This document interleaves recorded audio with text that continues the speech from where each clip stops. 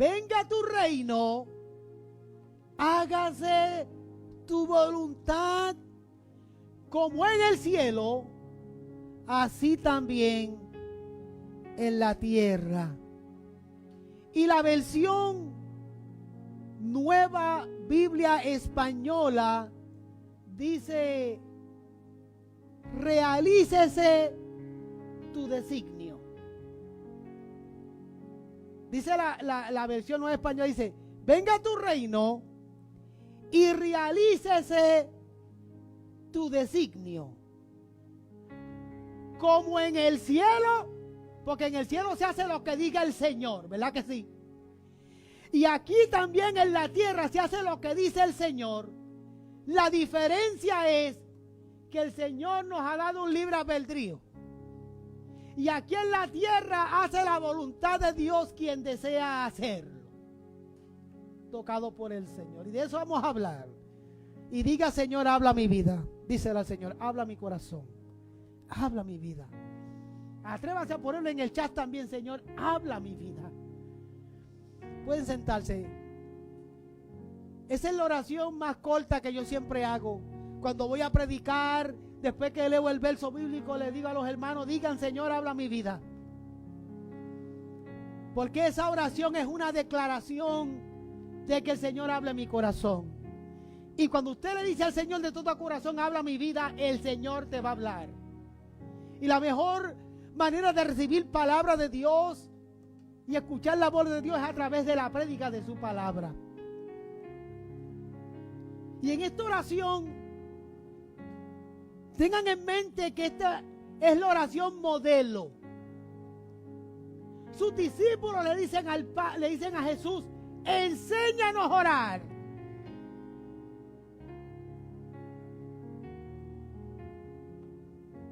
Hay una niña que nos acompaña hoy aquí en esta tarde, que todavía no tiene un año de nacida. ¿Cuánto tiene ya?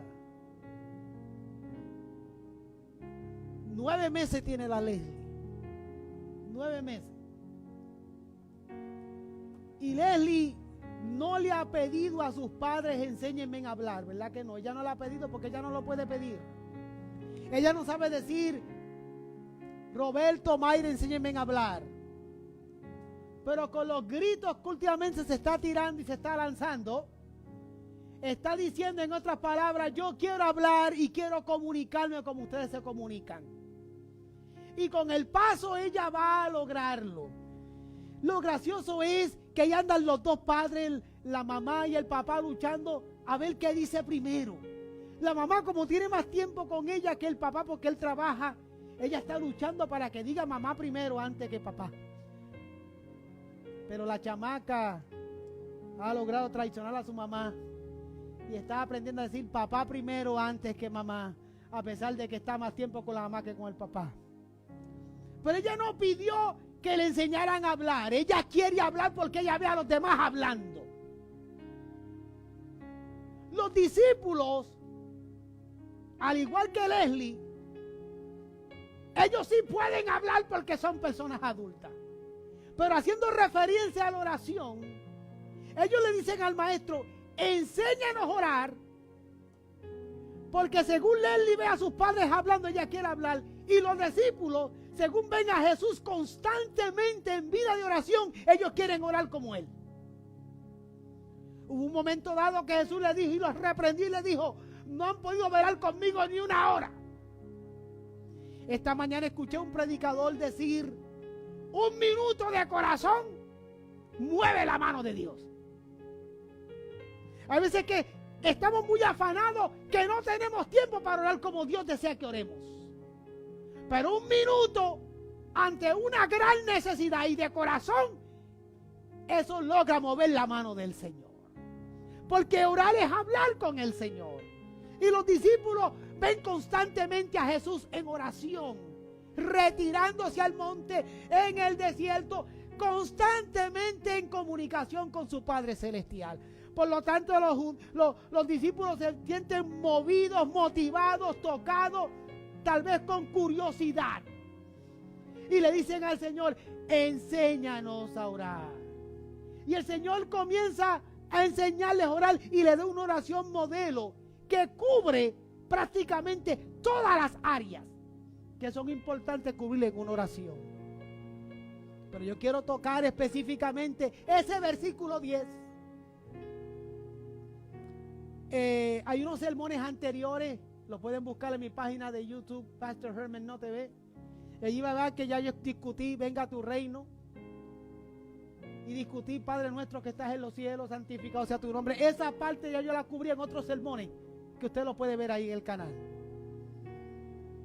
Pero hoy quiero cubrir esa parte de la oración que dice, hágase tu voluntad.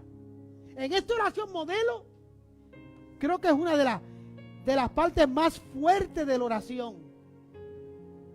Y digo que es más fuerte de la oración porque cuando Jesús le enseña a sus discípulos a orar, en esta oración le dice a ellos, cuando hagan referencia al Padre y le pidan al Padre, pídanle al Padre el poder tener la capacidad de hacer la voluntad de Él. Y es una parte fuerte, porque nosotros los seres humanos por lo general nos gusta hacer nuestra voluntad y no la voluntad de los demás. Por naturaleza nos gusta hacer lo que nos venga en gana y no lo que nos digan los demás. Y eso es natural en nosotros. Cuando éramos niños, hacíamos las cosas que nos pedían nuestros padres a regañadientes. Cuando estábamos en la escuela, hacíamos lo que decían los profesores, pero muchas veces a regañadientes. Porque queremos hacer nuestra santa voluntad y no la voluntad de los demás. Y en esta oración modelo, lo que le dice el Señor a sus discípulos, cuando oren, pídale a Dios, en otras palabras, que le dé la capacidad de poder hacer la voluntad del Padre. Y él le dice, venga a tu reino, hágase tu voluntad. Porque Jesús es el modelo. ¿Están de acuerdo conmigo? Jesús es el modelo. O sea, Jesús de Nazaret es el modelo, y oiga bien estas palabras, el modelo completo y perfecto de lo que es sujetarse y someterse a la voluntad del Padre. De ahí el tema de mi sermón, sumisión a la voluntad del Padre. Porque Jesús es el ejemplo completo y perfecto de lo que es sujetarse y someterse a la voluntad del Padre. En todo el ministerio de Jesús, usted va a notar constantemente el propósito de Jesús fue hacer la voluntad del Padre. Y se lo voy a probar. Se lo voy a probar porque la gente, si uno no se lo prueba, pues no le creen a uno. Todo el ministerio de Jesús tenía como primer propósito y único propósito, yo diría, hacer la voluntad del Padre. Usted lo va a notar vez tras vez. Si usted va conmigo a Juan 4:34, Juan capítulo 4, versículo 34, mira lo que dice Jesús. Jesús le dijo, mi comida es que haga la voluntad del que me envió y que acabe su obra. Fíjate lo que dice Juan 4:34. Ahí está el mismo Jesús declarando con toda claridad, mi comida es que haga la voluntad del que me envió. Mi comida. ¿Por qué es importante? Todos aquí tenemos que comer. Necesitamos comer para poder vivir. Todos tenemos que comer para poder vivir.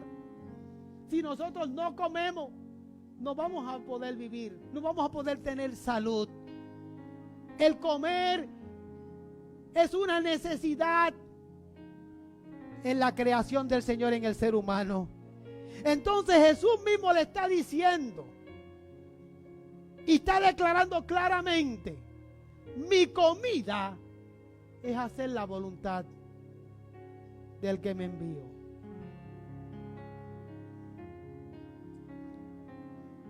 Juan 5:30.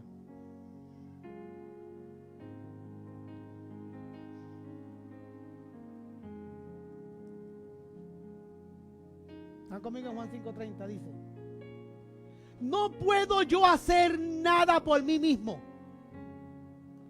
Según oigo, así juzgo, y mi juicio es justo. porque yo no busco mi voluntad. Fíjate lo que Jesús dice. Yo no busco mi voluntad, sino la voluntad del que me envió, la del Padre. Bueno, otro verso, Juan 6:38. Porque he descendido del cielo no para hacer mi voluntad, sino la voluntad del que me envió. Otro verso más, Mateo 26:42. Otra vez fue y oró por segunda vez diciendo: Padre mío, si no puede pasar de mí esta copa sin que yo la beba, hágase tu voluntad. Vuelvo a repetir ese verso porque me enredé leyéndolo. Otra vez fue y oró por segunda vez diciendo: Padre mío, si no puede pasar de mí esta copa sin que yo la beba, hágase tu voluntad. O sea que ahí tenemos 4 o 5 versículos bíblicos que enfatizan en la importancia de hacer la voluntad del Señor, donde Jesús claramente expresa: yo quiero, yo voy, mi propósito es hacer la voluntad del Padre. Nuestra oración también como cristianos, como creyentes, y nuestro propósito como creyentes es hacer la voluntad del Señor. Y por eso es que está incluido en la oración. Yo me pregunto, y sean honestos, ¿cuántos pudiesen tranquilamente levantar su mano y decir: cuando oro, yo le pido al Señor, Señor, yo quiero hacer tu voluntad? ¿Cuántos lo hacen? O levanten la mano. ¿Cuántos realmente dicen: Señor, yo quiero hacer tu voluntad? Pues yo le voy a contestar a algunos. Yo estoy cansado. Yo estoy cansado, harto de año tras año tras año como pastor, escuchar tanta gente decir: Señor, yo quiero hacer tu voluntad. Yo me quiero someter a tu voluntad. Y nunca cumplen. Nunca cumplen. ¿Sabes cuántas cientos de personas también me escuchan por internet y me están viendo en este momento, que han dicho una y otra vez: Señor, yo estoy dispuesto a hacer tu voluntad? Y hoy en día están sentados no haciendo la voluntad del Señor. Llevo muchos años escuchando esa retórica, pero años. No sé si el pastor Freddy, cuando era pastor, le pasaba lo mismo. Escuchaba esa retórica una y otra vez. Señor, yo quiero hacer tu voluntad, pero a la hora de la verdad no cumplen.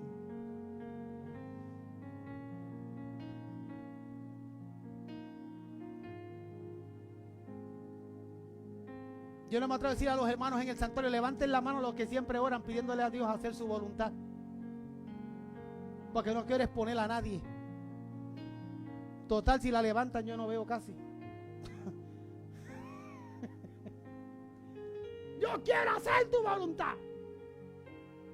Año tras año oyendo la misma retórica en pastores, en líderes, en hermanos, en mucha gente. Y hasta son capaces y tienen el descaro de negociar con Dios el hacer la voluntad de Él. Señor, si tú me concedes esto, si tú me concedes aquello, me concedes lo otro, yo voy a hacer tu voluntad, hasta que Dios se lo concede. Y se olvidan. Jesús le dice a los discípulos en el modelo de oración: cuando oren, oren así. Y le incluye que yo tenga la capacidad de hacer tu voluntad.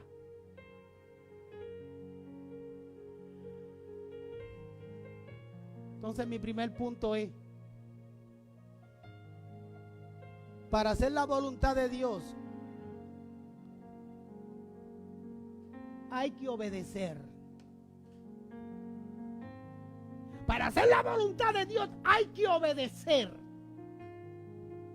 Alguien que no ha aprendido a obedecer, ¿cómo puede cumplir con la voluntad del Señor? Si no ha aprendido a obedecer. Si ustedes me acompañan a Romanos 13, capítulo Romanos capítulo 13, versículos 1 y 2. La Biblia dice claramente: sométase toda persona a las autoridades superiores, porque no hay autoridad sino de parte de Dios, y las que hay por Dios han sido establecidas. Óyelo bien, aleluya. Sométase toda persona a las autoridades superiores. Estamos viendo algunos tiempos difíciles. Y en estos tiempos de pandemia, de cuarentena, donde nos están limitando a todo.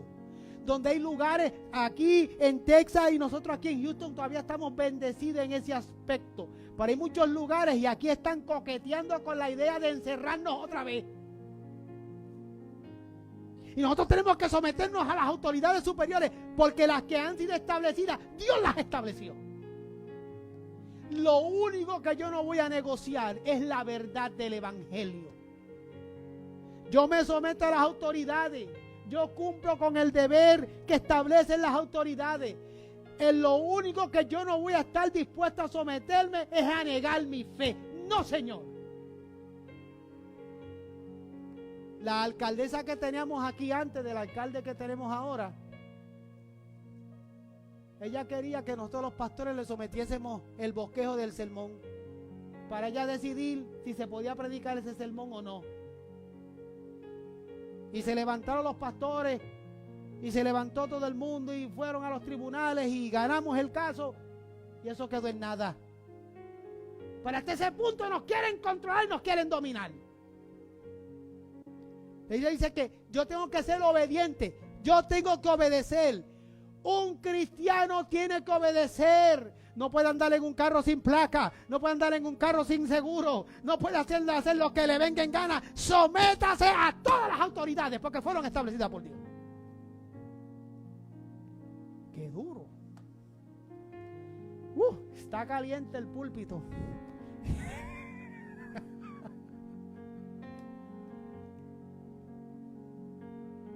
A Dios se obedece sujetándonos a las autoridades establecidas por Él. Si yo no me puedo sujetar a las autoridades establecidas por Dios, yo nunca voy a poder hacer la voluntad de Dios, porque esa es la primera manera de probar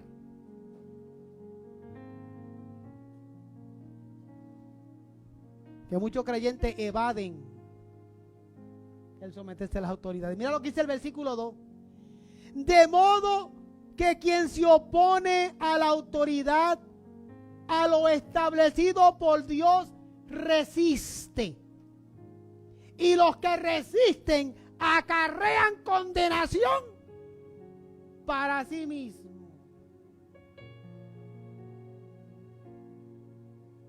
La última palabra no está dada todavía. Pero si el 20 de enero del 2021 oficialmente juramentan al presidente Biden como presidente, usted no puede andar en rebeldía. Usted tiene que andar en oración. El día que él no quiera que yo predique la verdad del evangelio, ahí yo voy a desobedecer. Pero fuera de eso, yo no tengo que andar de calle en calle haciendo revoluciones ni desórdenes, porque para hacer la voluntad de Dios primero tengo que someterme a las autoridades establecidas por Dios.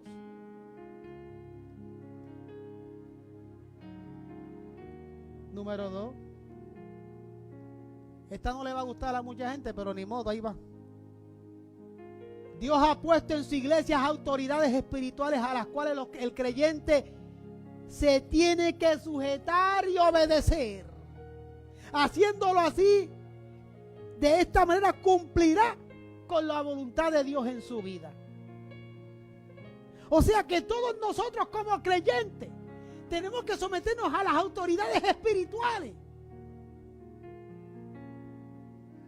Dios ha establecido que la iglesia tiene líderes, tiene un pastor. Por eso hay tantos creyentes brincando de iglesia en iglesia. Hay creyentes que en un año han estado en 5 o 6 iglesias. Porque no se quieren sujetar a las autoridades espirituales de la iglesia. Si esa autoridad espiritual no está en contra de los principios de la doctrina de la palabra de Dios, ¿por qué yo no puedo sujetarme? Si es un mandato del Señor.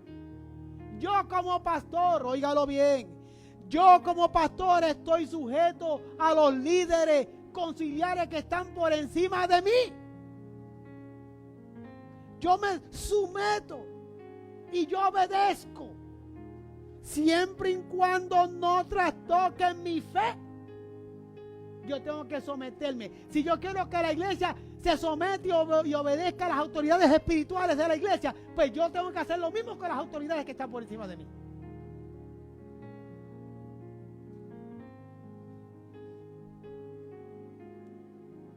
Acompáñenme en Hebreos capítulo 13, versículo 17. Mira lo que dice la Biblia. Hebreos capítulo 13, versículo 17. Es un verso bíblico que muchos han querido cortarlo de la Biblia y sacarlo. Yo estoy seguro que hay algunos que le han puesto white out a ese verso bíblico ya. Dice Hebreos 17:3 dice: obedecer a vuestros pastores y sujetaos a ellos, porque ellos velan por vuestras almas, y como quieren han de dar cuenta para que lo hagan con alegría y no quejándose, porque esto no es provechoso. Fíjate cómo dice el Señor a los creyentes: obedeced a vuestros pastores y sujetaos a ellos. Ese es el trabajo del creyente. No simplemente te sometes a la autoridad establecida por Dios, sino que espiritualmente hablando Dios ha establecido pastores y líderes a los cuales nosotros nos sujetamos y nos sometemos, porque ellos velan por vuestras almas. Yo lo que voy a decir aquí lo voy a decir con la mayor humildad posible, y no me malinterpreten. El día que yo me pare en este púlpito a predicar de la manga, preocúpese. Pero yo nunca me he parado en este púlpito a inventarme un sermón. Domingo tras domingo yo me paro aquí después de haber orado, recibido la palabra, haberla estudiado, haber organizado, haber preparado una buena palabra para alimentar al pueblo que está aquí y el que me ve. Nunca me he parado en este santo púlpito del Señor a inventarme un sermón. Cuando daba los estudios bíblicos en la semana, que por el momento no nos hemos reunido por lo de la pandemia, pero semana tras semana, en las 3 células que habían de estudios bíblicos, nunca llegué a una célula de estudio sin estar preparado a enseñar la palabra de Dios con denuedo. Porque esa es mi responsabilidad, alimentar al pueblo. Los que han pasado por mis manos, que se congregan conmigo o que por alguna razón ya no se congregan conmigo, ninguno puede decir: el pastor Sánchez no me enseñó la palabra de Dios.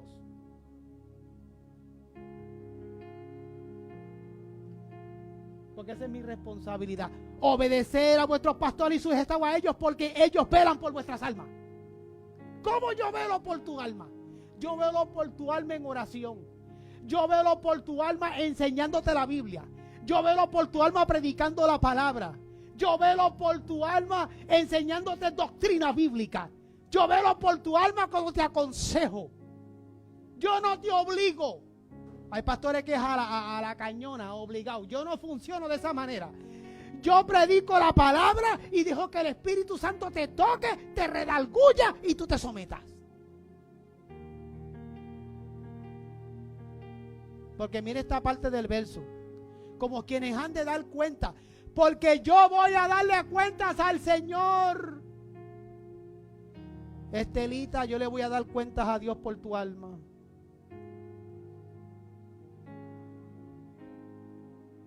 Darío, yo le voy a dar cuentas a Dios por tu alma. Aun cuando ya había sido pastor, pero ahora como parte de la congregación tengo que darle cuentas a Dios por el alma del pastor Sepúlveda. Y dice, mira lo que dice la Biblia. Como quienes han de dar cuenta para que lo hagan con alegría. Aleluya. Eso es como cuando a ti te recomiendan. ¿Qué tú crees de fulano? ¿Tú lo recomiendas?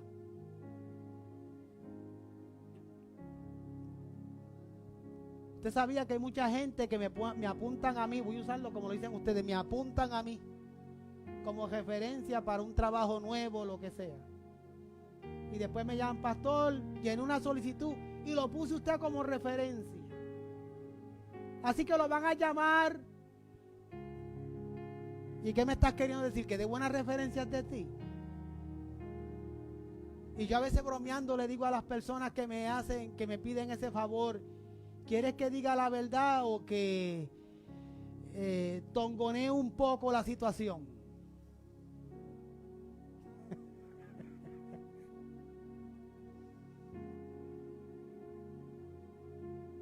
¿Tú conoces a Juan Roberto?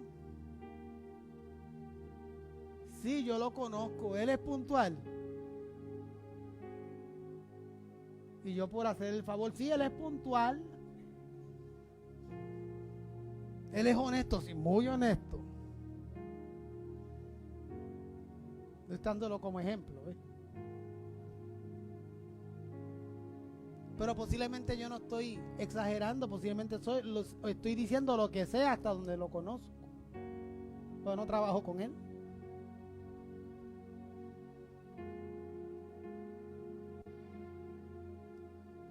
Aquí le va el fuetazo. Y fulano es muy honesto, debe serlo.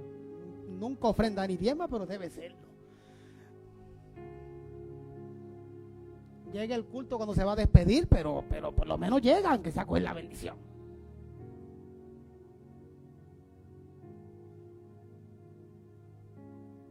Vamos a la Biblia ahora, al versículo 17. Obedecer a vuestros pastores, sobrestados a ellos, porque ellos han de dar cuenta, para que lo hagan con alegría. Yo lo estoy visualizando de esta manera. Yo estoy delante de la presencia del Señor. Y yo le voy a dar cuentas a Dios por las personas que han pasado por mis manos el tiempo que estuvieron conmigo. Y le voy a dar cuentas al Señor. Y yo quisiera, no solo los que están en el santuario, los que se congregan conmigo, los que se han congregado conmigo, porque Dios me va a pedir cuenta. Yo lo veo de esa manera. Los que ya no se congregan conmigo porque se mudaron de ciudad, porque se fueron por otro estado o porque eran unos rebeldes. Mientras estuvieron conmigo, yo voy a darle cuentas a Dios por ese lapso de tiempo. Y si yo estoy delante del Señor, yo quiero dar cuentas a Dios con alegría. Yo quiero decirle al Señor, Señor, Leslie se portaba bien. Era una fiel congregante. Era fiel en el Señor. Ella venía al culto con puntualidad. Era una mujer de oración. Y yo quiero dar cuentas al Señor con alegría. Era una mujer que yo sé que oraba por el pastor. Era una hermana, era un hermano que yo quiero dar cuentas a Dios con alegría. Pero se imaginen, y no quejándose, que sí, que cuando yo le dé cuentas al Señor, dice, para que lo hagan con la alegría y no quejándose. Eso significa que van a haber pastores que van a dar cuenta, pero quejándose. Sí, Freddy iba al culto, es verdad que me sacó canas. Yo tengo muchas canas que me están saliendo, estoy preocupado por eso. Pero muchas de esas canas tienen nombre. Usted busca el suyo, tiene que estar por ahí.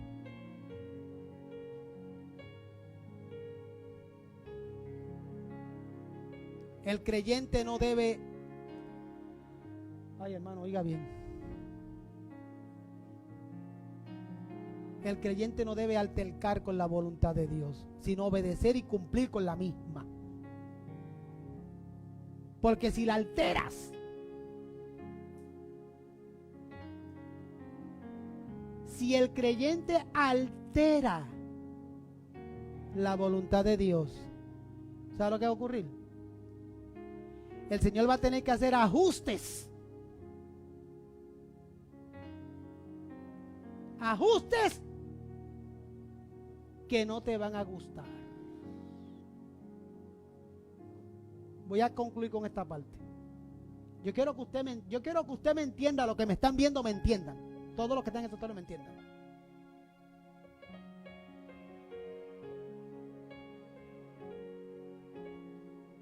Si yo sí que la voy a usar de ejemplo.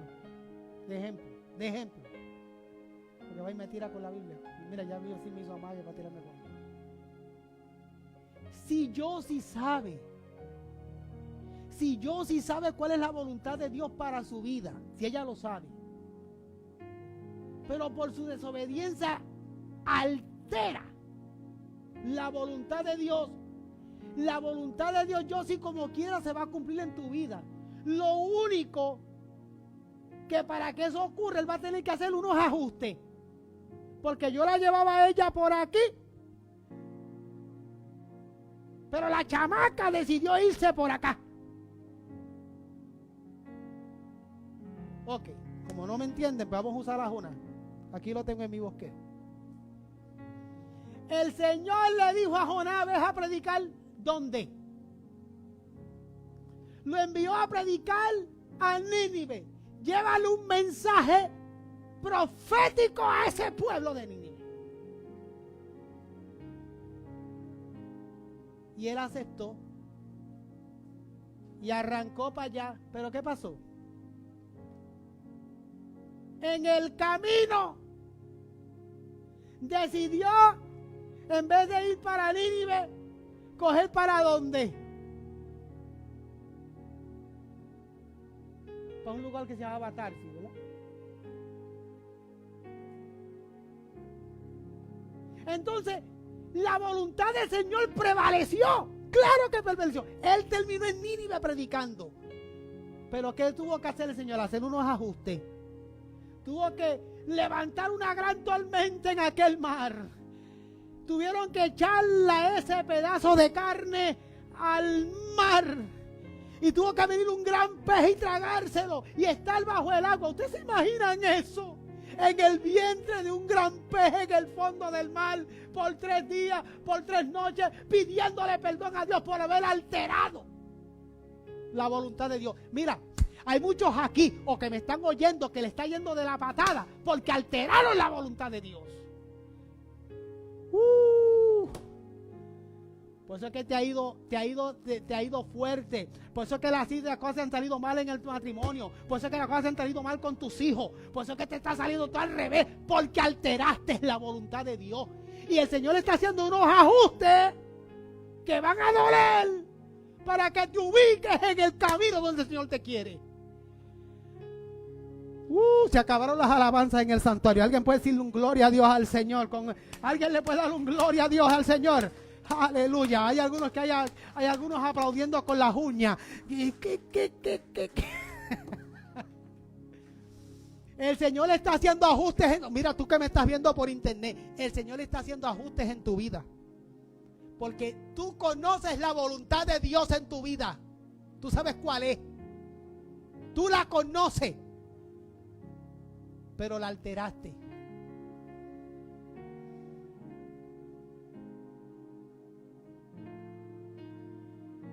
Yo sabía que Dios me llamó a ser pastor. Mayra, yo sabía que Dios quería que yo fuese pastor. Siempre lo supe. Yo sabía que iba a ser pastor. Desde que yo era muy chamaco, ya eso ardía en mi corazón. Desde que yo era un chamaco, desde antes de mis 10 añitos, desde antes de yo entregar mi vida al Señor, ya ardía en mi corazón el llamado pastoral. Siempre lo he testificado. Y yo quise alterarlo. Y como yo lo quise alterar, el Señor me envió para un hospital. Y me sentó en un sillón de ruedas. Alabado sea el Señor. Y me sentó en un sillón de ruedas un ratito. Y por poco pierdo mis piernas. Por alterar los planes del Señor. Mira, voy a ser un poquito cruel, pero lo voy a hacer con amor. No seas burro, no seas burra, no seas tonto, no seas tonta. Más vales que hagas la voluntad de Dios. Y no alteres los planes de Dios, porque los planes de Dios como quiera van a prevalecer. Lo que no te va a gustar son los ajustes que Él va a hacer.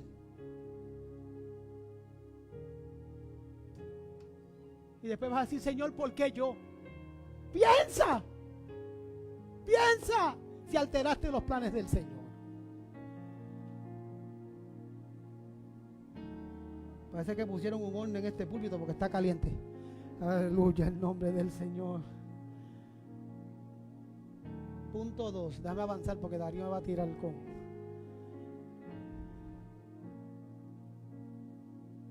Oiga bien esto.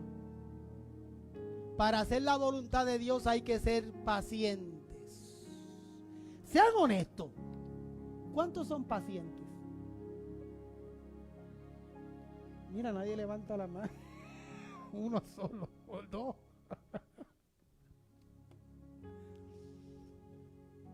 Para hacer la voluntad de Dios hay que ser pacientes.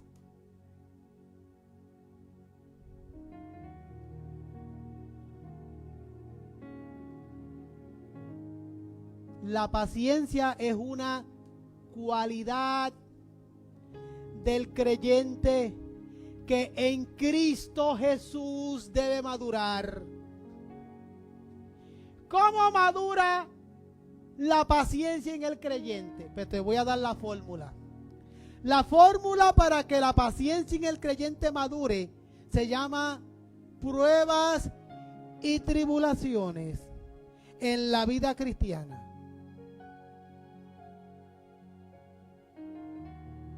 Si tú te sometes a la voluntad de Dios, van a haber menos pruebas y menos tribulaciones. Pero mientras tú sigas alterando la voluntad de Dios, pues entonces Él va a tener que recurrir a las pruebas y a las tribulaciones. Hay gente que no entiende. Freddy, hay gente que no entiende. No comas mucho dulce. No comas mucho pan. Balancea tu dieta. Ten cuidado. Se lo dicen una y otra vez. Una y otra vez. Después vienen y me piden la oración, pastor, oré por mí porque es que la diabetes no puedo más con ella. Estoy cansado de que me inyectarme.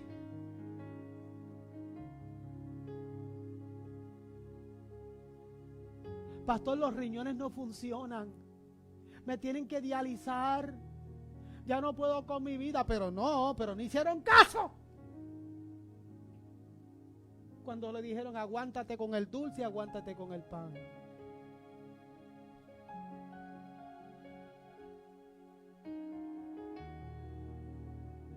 Pastor, mi hígado está pasado.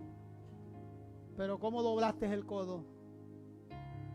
¿Cómo le diste el chupe?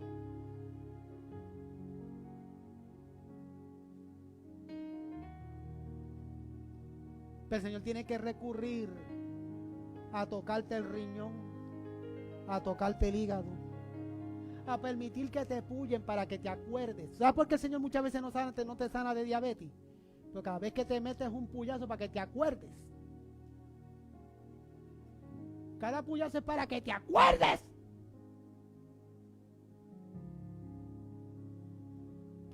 Acompáñenme a Romanos 5, versículo 3. Ya voy a terminar. Y no solo esto, sino que también nos gloriamos en las tribulaciones. Ese versículo bíblico va a hacer reír.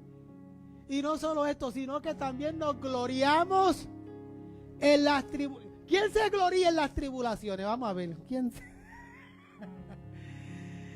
¿Quién se gloria en las tribulaciones? A mí me gustaría ver un día un hermano llegar. Ay, el pastor, Dios le bendiga. Estoy bien contento porque me he ido de la patada esta semana. Estoy feliz.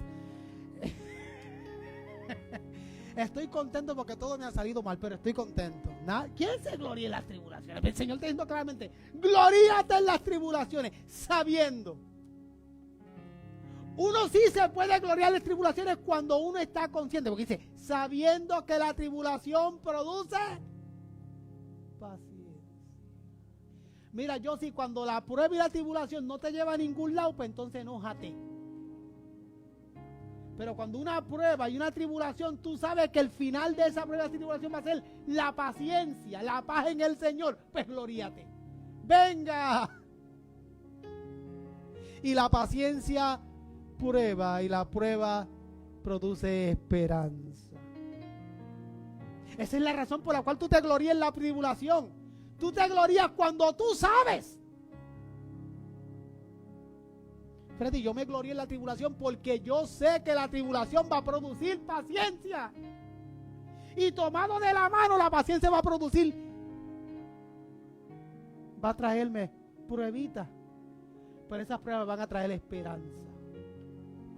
Y nosotros los que estamos aquí en el santuario le pueden dar gloria a Dios por eso. Nosotros los que estamos aquí en el santuario y los creyentes lavados por la sangre de Cristo, somos los únicos que podemos estar tranquilos en medio de esta situación porque nosotros tenemos la esperanza venidera. Cristo viene por su iglesia y esto se va a acabar. Esto se va a acabar y nosotros seremos arrebatados con Él en las nubes. Y la esperanza, entonces va el versículo 5. Lupe, óyeme. Y la esperanza no avergüenza, porque el amor de Dios ha sido derramado en vuestros corazones por el Espíritu Santo que nos fue dado. Mi último punto. Para hacer la voluntad de Dios. Ay, Dios mío, ¿cómo digo esto? Para hacer la voluntad de Dios. Yo me sé, Darío.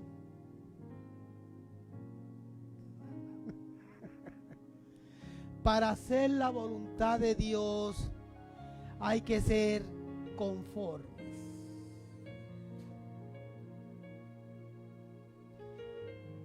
Para hacer la voluntad de Dios hay que ser conformes. El creyente no se puede enojar contra la voluntad de Dios. Aunque la misma parezca dolorosa, indiferente y nos sintamos fracasados y muchas veces reaccionamos con ira. Creyente, no te enojes contra la voluntad del Señor. Por favor, no te enojes contra la voluntad de Dios. Aunque te parezca extraña, dolorosa, indiferente, te sientas fracasado, te sientas raro, te sientas como que ¿qué está pasando? No te enojes. Sé conforme. El hacer la voluntad de Dios no es esperar siempre que podamos eludir situaciones y las tragedias, sino más bien que dentro de las situaciones y tragedias, el Señor nos ayude a aguantar y a resistir.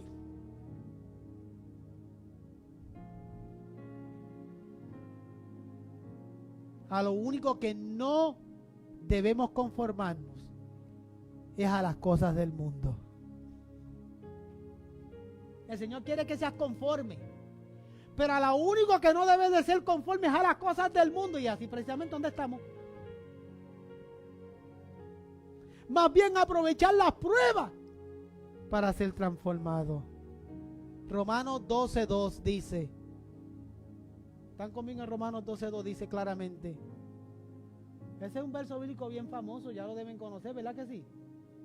¿Qué dice Romanos 12:2? No os conforméis. ¿A qué? A este siglo.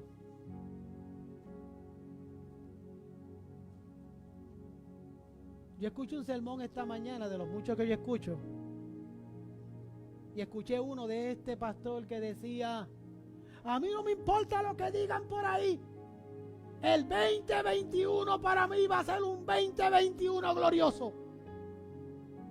Ok. Yo quiero que mi 2021 sea glorioso. Pero yo tengo que entender que como venga el 2021, yo tengo que ser conforme. Porque yo no me conformo a este siglo. No se trata de que mi 2021 va a ser bueno, no. Dice, no te conformes a este siglo, sino transformaos por medio de la renovación de vuestro entendimiento. Usted no puede declarar que va a ser bueno porque yo lo digo. No. Bueno o malo, su trabajo es ser transformado por la renovación de vuestro entendimiento para que comprobemos cuál sea la buena voluntad de Dios. ¿Y cómo es la voluntad de Dios al final del día? Para que le estemos huyendo. La voluntad de Dios es agradable y perfecta.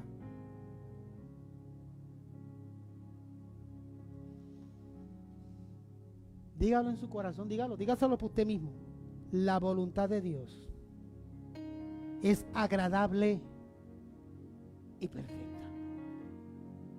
Repítetelo una vez más.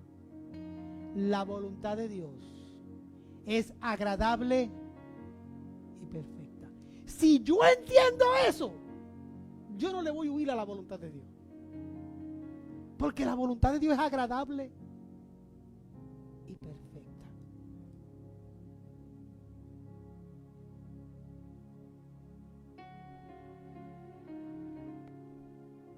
Andan.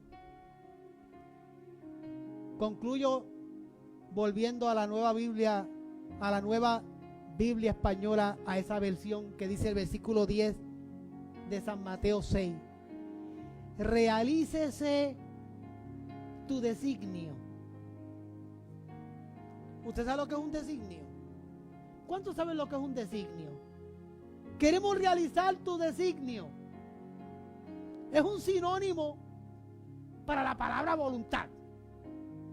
Pero me gusta usar la palabra designio, porque designio envuelve algo importante. Yo quiero hacer, mire lo que es designio, escúchelo bien, es más, apúntelo. Cuando uno dice quiero realizar tu designio, uno está diciendo esto. Mira lo que uno está diciendo. Estoy diciendo, yo quiero hacer, uno, tu propósito. Dos, yo quiero hacer tu intención.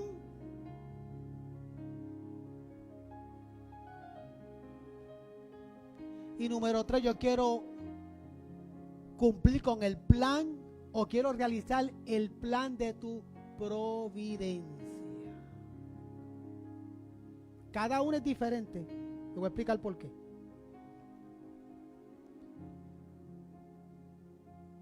El propósito de Dios. ¿Cuál es el propósito de Dios?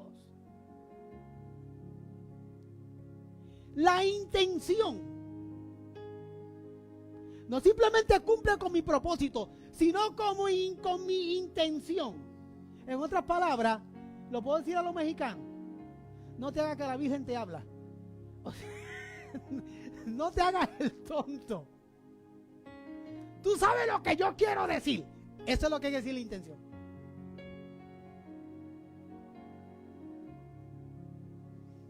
Juan, ¿y alguna vez no te ha dicho Sara, sabiendo lo que tiene que hacer, te pide explicaciones y tú le contestas, si tú sabes lo que tienes que hacer? No le des mucha vuelta. Parecen abogados a veces, ¿verdad? Es un ejemplo, porque es así, no es así. Génesis, tienes que recoger aquello. ¿Y por qué? ¿Cómo que por qué?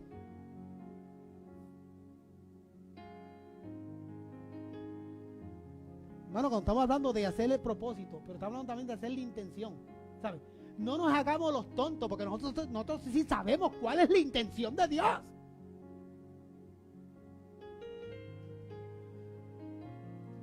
Y número 3, cumplir o realizar el plan de su providencia. ¿Te quiere que te vaya bien en la vida? pues sométete a la voluntad del Padre. Y por eso es que cuando tú ores, dile al Señor, Señor, yo quiero realizar tu designio. Fíjate que no estoy usando la palabra voluntad, estoy usando la palabra designio. Porque voluntad o designio implica tu propósito, tu intención. Y yo quiero realizar y cumplir el plan de tu providencia.